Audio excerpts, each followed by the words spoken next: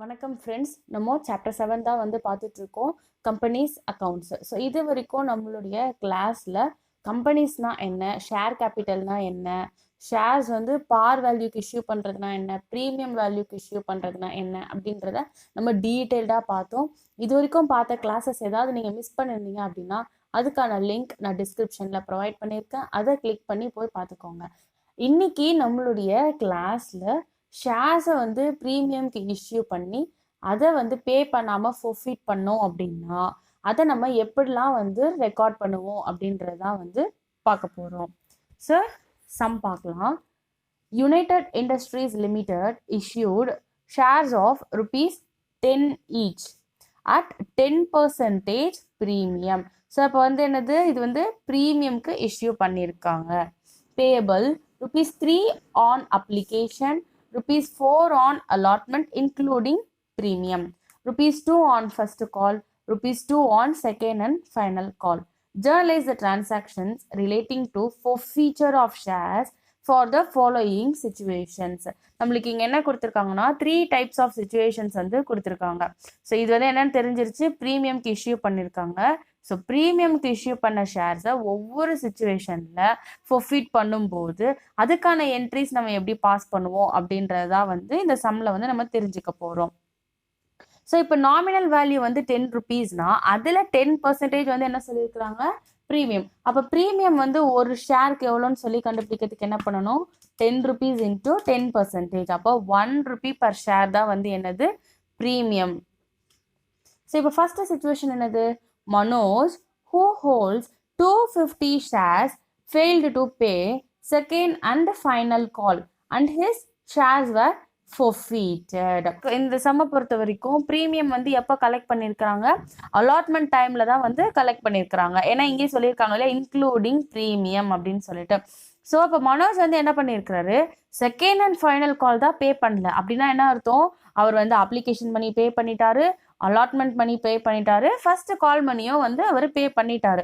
So allotment டைம்லேயே வந்து அப்போ என்ன பண்ணியிருப்பாரு, ப்ரீமியம் அமௌண்ட்டும் வந்து அவர் பே பண்ணியிருப்பாரு. ஸோ இந்த இடத்துல நம்ம யூஸ்வலாக நம்ம ஃபீச்சருக்கு என்ன என்ட்ரி பாஸ் பண்ணுவோமோ அந்த என்ட்ரி மட்டும் பாஸ் பண்ணால் போதும்.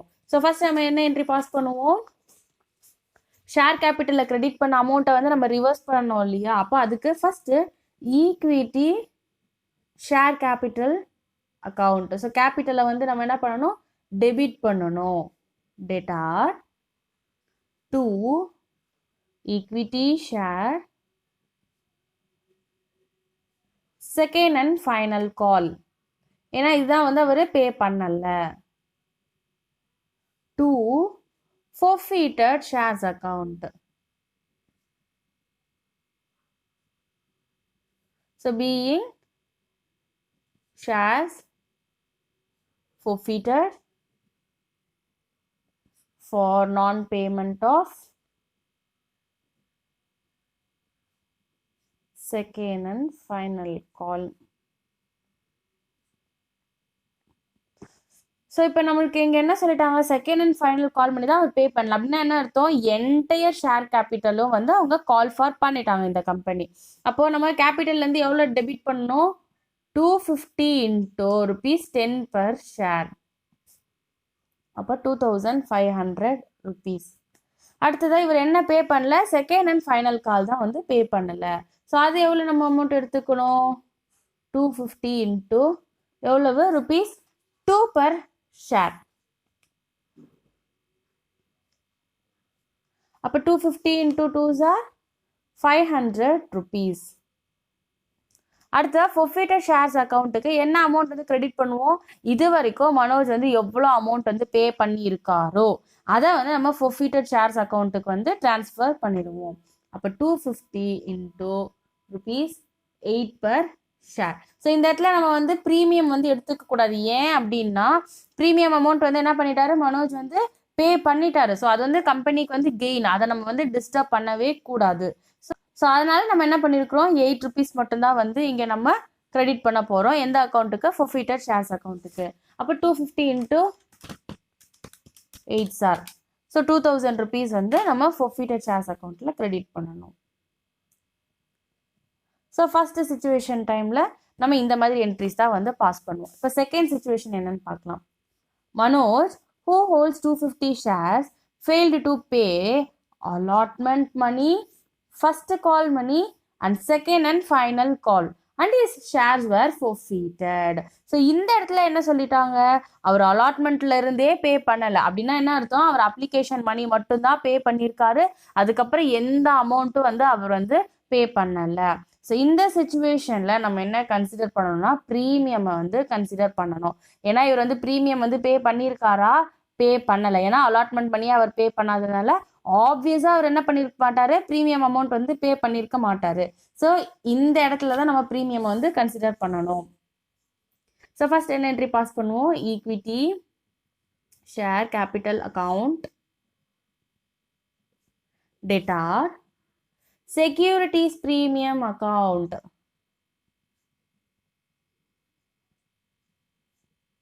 debtor to என்ன அமௌண்ட் பே பண்ணல, அவர் அலாட்மெண்ட்ல இருந்தே பே பண்ணலாம். அப்போ எல்லாமே எழுதணும். To equity allotment account to equity share first call account to equity share second and final call account to forfeited share account. So எவ்வளோ number of shares, 250 number of shares யார் hold பண்ணியிருக்கா, மனோஜ் வந்து ஹோல்ட் பண்ணியிருக்காரு. அப்போ 250 into rupees 10 per share, அப்போ எவ்வளவு 2500. அதே போல் அவர் securities ப்ரீமியமும் வந்து பே பண்ணல. ஸோ அதையும் நம்ம என்ன பண்ணணும், டெபிட் பண்ணணும் இல்லையா. அப்போ 250 into ₹1 per share 250 rupees. So allotment டைமில் அவர் வந்து எவ்வளோ ருபீஸ் வந்து பே பண்ணியிருக்கணும், 4 rupees வந்து பே பண்ணியிருக்கணும் இல்லையா. ஸோ அப்போ இங்கே என்ன எழுதணும்னா 250 இன்டூ ₹4 1000 rupees. அடுத்ததா ஷேர் ஃபர்ஸ்ட் கால் மணி எவ்வளவு, 2 rupee. 250 into ₹2. ஸோ எவ்வளவு 500. and then again 250 into 2 rupee, அதாவது ஃபைனல் கால் மணி, அதுவும் வந்து ₹500. and then forfeited shares அக்கௌண்ட்ல என்ன அமௌண்ட் கிரெடிட் பண்ணுவோம், இது வரைக்கும் அவர் எவ்வளோ பே பண்ணியிருக்காரோ அதை மட்டும்தான். அவர் எந்த அமௌண்ட் தான் பே பண்ணியிருக்காரு, வெறும் அப்ளிகேஷன் மணி மட்டும்தான் அவர் வந்து பே பண்ணியிருக்காரு. ஸோ இதை தான் நம்ம என்ன பண்ணுவோம், forfeited shares அக்கௌண்ட்டுக்கு டிரான்ஸ்ஃபர் பண்ணுவோம்.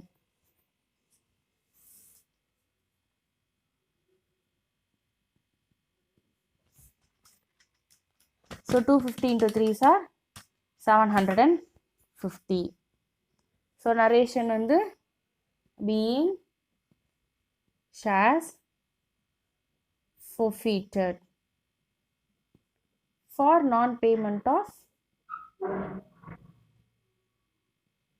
allotment and call money.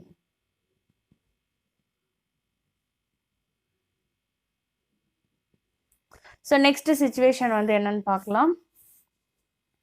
Manoj, who holds 250 shares, failed to pay the allotment money and first call money, and his shares were forfeited after the first call.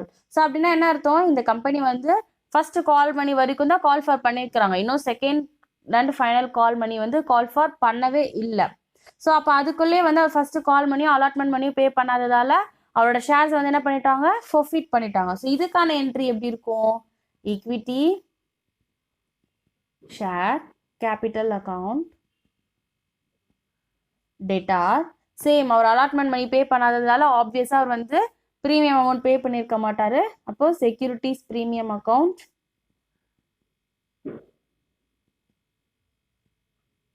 Debtor to equity share allotment account to equity share first call account to forfeited shares account. So இப்போ equity share capital நம்ம எவ்வளோ amount தான் எடுத்துக்குவோம், 8 Ruby per share தான் வந்து எடுத்துக்குவோம். 250 into rupees 8. So இது வரைக்கும் எவ்வளோ கால் ஃபார் பண்ணியிருக்காங்களோ அந்த அமௌண்ட்டை தான் நம்ம என்ன பண்ணுவோம்னா ரெடியூஸ் பண்ணுவோம். ஸோ இப்போ 8 ருபீஸ் தான் வந்து கால் ஃபார் பண்ணியிருக்காங்க. அப்போது 250 into 8 sir 2000 rupees. So securities premium எவ்வளவு, ₹1 per ஷேர். அப்போ 250. அலாட்மெண்ட் மணி எவ்வளவு, ₹4 per ஷேர் இன்ட்டு 4. இப்போ 250 இன்ட்டு 4 சார் ₹1000. ஃபர்ஸ்ட் கால் மணி எவ்வளவு, ₹2 per ஷேர். அப்போ 500. அண்ட் தென் forfeited ஷேர்ஸ் அக்கௌண்ட்டில் எவ்வளோ கிரெடிட் பண்ணுவோம், இது வரைக்கும் எவ்வளோ பே பண்ணியிருக்காங்களோ அதுதான். ஸோ எவ்வளோ பே பண்ணியிருப்பாரு, அப்ளிகேஷன் பண்ணி பே பண்ணியிருக்காரு, தட் இஸ் ₹3 per ஷேர்.